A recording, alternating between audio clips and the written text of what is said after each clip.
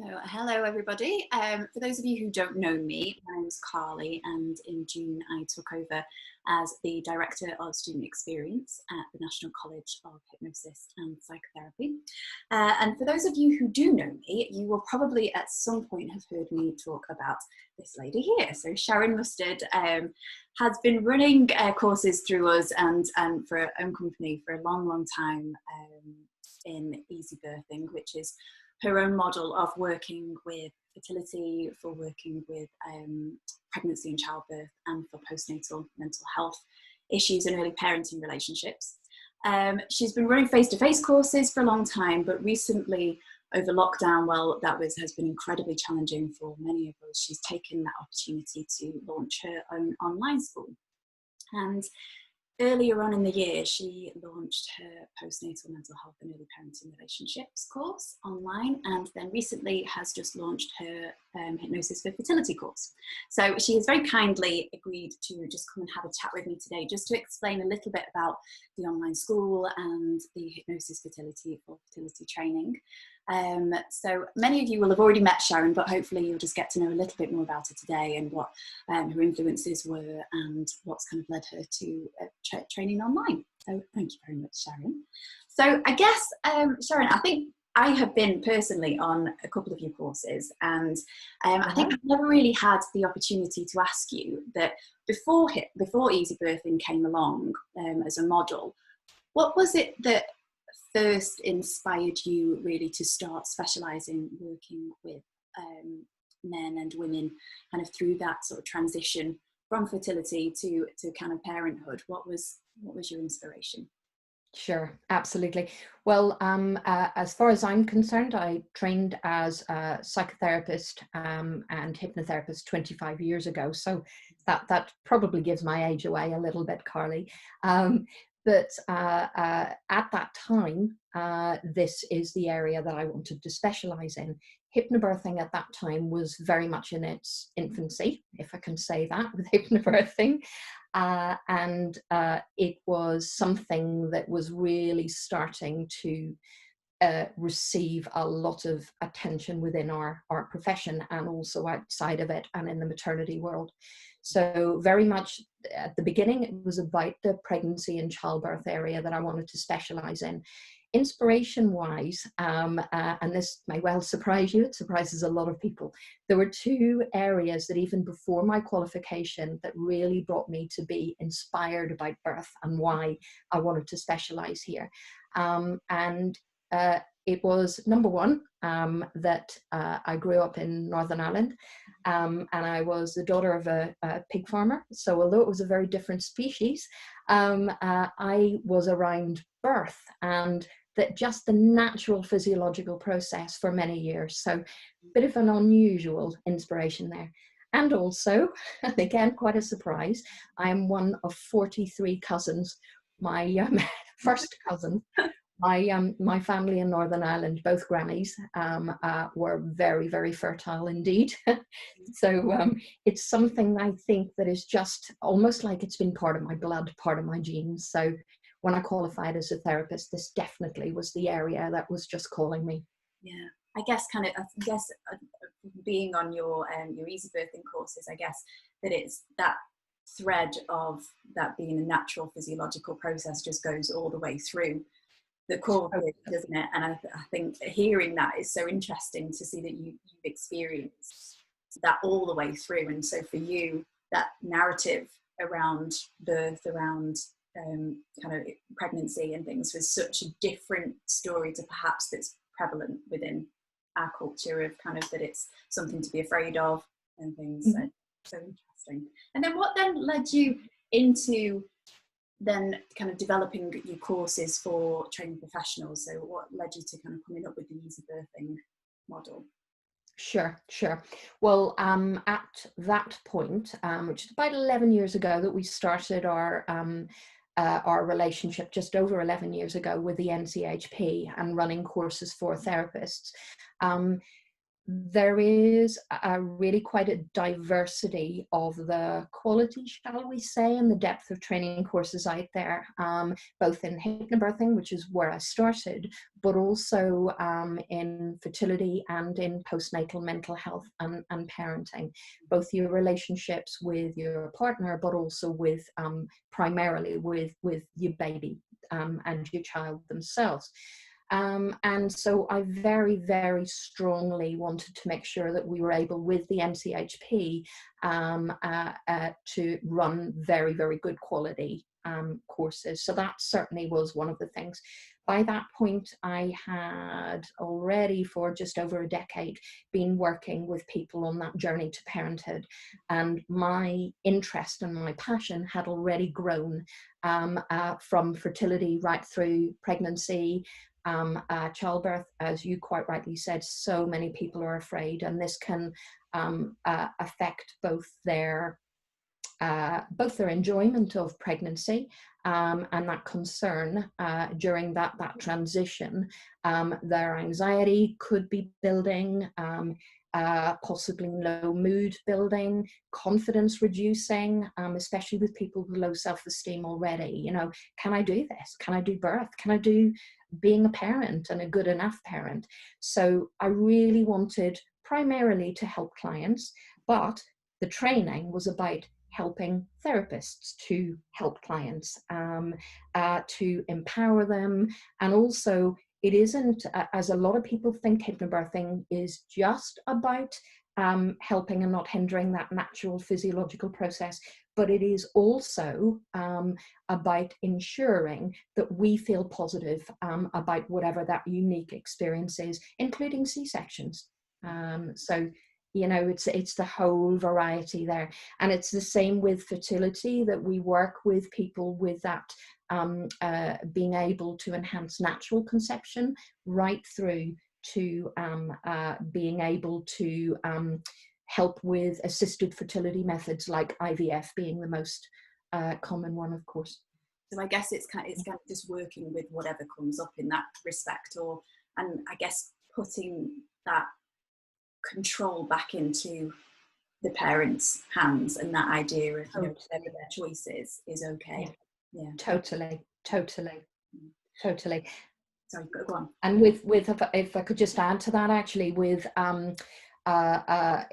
people already being hypnotherapists is really important to me, and hypnopsychotherapists through the NCHP, because that actually means that people already have that prerequisite knowledge to be able to deal with things like emotional abreaction, understanding critical factor bypass, all of the things that, unfortunately, there are a lot of courses around that whole journey to parenthood out there that don't cover that depth and don't have that prerequisite knowledge. And I think our effectiveness, understandably, is not going to quite be there with clients. So I really wanted to develop training models that back that up. Yeah, absolutely. And I think that kind of, it really comes across in the depth of knowledge, I think, that's available on the courses, from my own personal experience having been on them. And then obviously you've been kind of working with the NCHP, kind of delivering sort of on face-to-face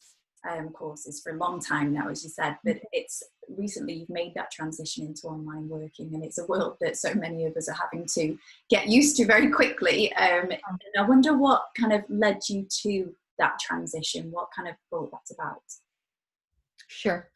Although it started before the situation regarding lockdown and coronavirus, etc. lately, so the idea had been there for a long time. However, even if we just go back 2-3 years ago, the mistrust in online training and the feeling that it was inappropriate to have online training for therapists. And I absolutely hold my hands up that I would have shared a lot of this lack of confidence in that. But I think both technology has advanced hugely. Coronavirus and the recent crisis has really challenged our way of working. And so I think that most certainly has galvanized us into action to get some really good quality online training there. But nowadays, this modern or this common misconception really of the idea that online courses are about just reading reams and reams of text. And my goodness, who learns like that? You know, it's not the way that we can be reflective or to actually ingest information. So very much the technology allows us now, which is what we very much have embraced at easibirthing and parenting training, to provide courses that are lectures, recorded slideshows, we have illustrative videos, we have animated videos, we have, if it's hypnobirthing, for example, we have birthing videos, so everything there to back it up. And of course, like any video, you can rewind, fast forward, go back, you know, so reflective learners and the didactic learning methods that are used within there, you know, reflect hopefully every type of learner, and that's what we're aiming for. Yeah, absolutely. And I think there's something really beautiful about having that kind of that sort of self-paced idea, because there is so much information to digest in a weekend, in 4 days, that actually having that to kind of go back to and kind of, you know, go over little bits at your own pace is really useful. Sure. Yeah. Sure. And then obviously the Hypnosis for Fertility course is recently launched online. I wonder if you can just tell us a little bit about kind of how hypnosis and psychotherapy can help with fertility issues. Sure. So we know, and even outside of our profession, we know and have known for many decades, particularly the interest started around the 1960s, of just how much the mind had to do with conception. And we're talking about everything from effective hormonal pathways, not just with women, but with men too. We work with men with fertility, but also on top of those hormonal pathways, everything from ovulation to spermatogenesis or sperm production, and also maintaining a pregnancy, as well as many, many other things, we know has a lot to do with our mindset, our confidence in our bodies. Very often when we're working with clients as hypnopsychotherapists, we can uncover subconscious blocks. In a lot of cases, it may be someone doesn't believe that they'll be a good parent, and that in itself can actually affect their ability to conceive, no matter how consciously they might want to conceive. We work with clients sometimes, to give you another example, that maybe have a history of abuse within the background, and that may cause a block. But sometimes it may be someone who has had miscarriages or has had traumatic experiences, either around fertility or something related to it. So it may have been surgery, for example, for something completely different. And that in itself can cause a huge amount of anxiety and stress, understandably, which can then affect all of the optimal hormonal and bodily conditions that are then needed for fertility. Yeah.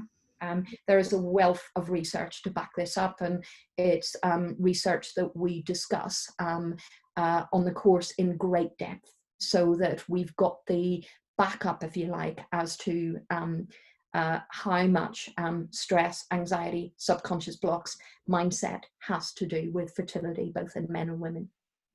And I guess, you know, even going through that period and through that kind of whole transition period from the very beginning, there's this idea really that, you know, you get pregnant and then it's kind of, you know, you give birth and it's kind of goes in this sort of linear process. But I guess, you know, all along that way is fertility particularly is such an emotive subject, and support that we can give as therapists can be incredible, really. And what advice could you give to us as therapists for working with people kind of all along that process? And I guess it doesn't end with pregnancy, it doesn't end with childbirth. What about kind of supporting men and women in that sort of postnatal period? Sure, absolutely. The absolute first bit, and may even seem quite basic advice, would be never underestimate our value as therapists to allows someone to be witnessed, even in their distress, or just to be able to express their thoughts and their emotions with someone who's not going to judge them. So even on that basic level, the amount that we can do there is absolutely huge. And very often, these are people, and just picking up what you were saying there about the postnatal period, but not just exclusively that, but there are a lot of, sometimes based on myths, sometimes based on reality, of that fear of judgment out there. The idea that parenting is meant to be the most wonderful time in the world, you know, that you've got this wonderful little baby or babies, and, you know, what could be better? It's a wonderful time with your partner because, you know, if you're both biological parents, this is fantastic. And so if it's less than that wonderful time, which the estimated figures are that for men and women, it's between 15 and 20% now, that it is less than that. Oh, I love this. This is fantastic. So about 20% of people, and I think that's an underestimate, I really do, means that they're not going to go out there and say, by the way, I'm struggling, either to a professional or to personal. So I think we're in a really privileged position if people do feel confident enough to come along and to seek us out as therapists. We may be the only person who's witnessing how they are really feeling. And there's a lot we can do, both with hypnosis and with helping them with the cognitive processes, and just seeing just how much they are doing, building their confidence that they are coping, building their confidence that actually, you know, it's understandable to have good days and bad days, good thoughts and bad thoughts, and that's okay. And just helping them along that journey. And as we say about being a good enough parent, there's no such thing as a perfect parent. We often get it said to us, because myself and my husband are hypnotherapists and psychotherapists, and they go, "You've got 3 children, you know, oh, you must be the perfect parents." It's like, I wish you were a fly on the wall. You know, we struggle just as much as everyone else. And so it's important to embrace that and to allow yourself to be human. And I think it's what is always so apparent with your courses all the way through that process is the recognition of that it's not just about the woman who's getting pregnant, who's having the baby. It's throughout that whole process, the partner is always discussed, always considered, and kind of plays a really crucial role in that. I wonder, kind of from your experience, sort of, what would you say kind of working with partners in that way offers to that whole process, and considering them? Absolutely. We do, certainly with our practice, and I know a lot of therapists see individuals and couples if they're qualified to work with couples as well. And so sometimes it's the couple that you have in that room and you're working with the dynamics within that relationship. Hypnobirthing is something that I would actively encourage wherever possible, that the partner is involved. We do see more women as individuals than we do men as individuals, and I would say, you know, that is the reality right through from fertility to pregnancy and childbirth, and right through to postnatal mental health. But we've got, sadly, a medical profession out there that and a culture that tends to forget about the man's experience, and so it tends to be even more difficult for them to come forward. So we very much advocate that, whether they come as a couple or as an individual themselves. I would say that their involvement in the whole process, even if you're seeing the woman, you know, for them to be able to take away techniques and coping strategies and conversational topics and ways of approaching stuff that will actually help their partner as well, even in cases where you never meet the partner, is really, really, really key, because it's not just one person involved with that, unless you're a single parent, of course. It's 2 people And so they need to feel that they've got the communication strategies to be able to involve their partner as well. Absolutely. And I guess kind of finally, what would you, because you touched on the idea that, you know, we tend to think about online courses in the way that they were years ago, and this kind of idea of just reading reams and reams of information, and you yourself pointed out that you had sort of misconceptions, trepidation about approaching online courses. I wonder, for anybody who's concerned about training in that way, about kind of purchasing an online course and training like that, what would you say as kind of your own experience, and for any advice out there for anyone thinking about it? Sure, absolutely. I would say try it. We have, you know, it's as simple as that. We have produced a mini course particularly for the people that are more reticent. And to be fair, if I was on the receiving end of this and not the course provider, I would want to build my confidence and do a trial course first. So although the fertility, the postnatal mental health are full courses, they're 14-hour courses. The Hypnobirthing, which is coming online later in the year, is going to be a 21-hour course. So they're pretty in-depth courses, and both for the investment of your time and your money, I absolutely appreciate that you want to have built your confidence first. But the trial course is called How to Be a Good Enough Parent, and both on a personal, if you're a parent yourself, and on a professional level, there is so much to gain. It's an hour course, so you know your investment of time is minimal. Although we say with the feedback we get that a lot of people say they go back over it and over it and over it because it's kind of so much, and they get something new from it every time that they listen to the different elements, and that's absolutely fine. It also costs nothing. It's free both to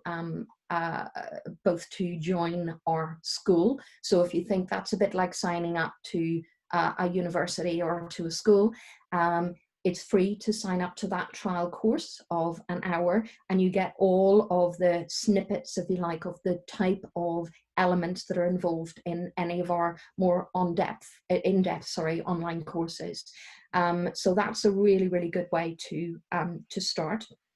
I'm more than happy for anybody to contact me if they do want more information, or of course to look up school.easibirthing.com, so that they've got a lot of information about each of the courses, but also about the school in general there. So signing up is not going to cost you anything. Doing that first hour, you'll even get a 1-hour CPD certificate.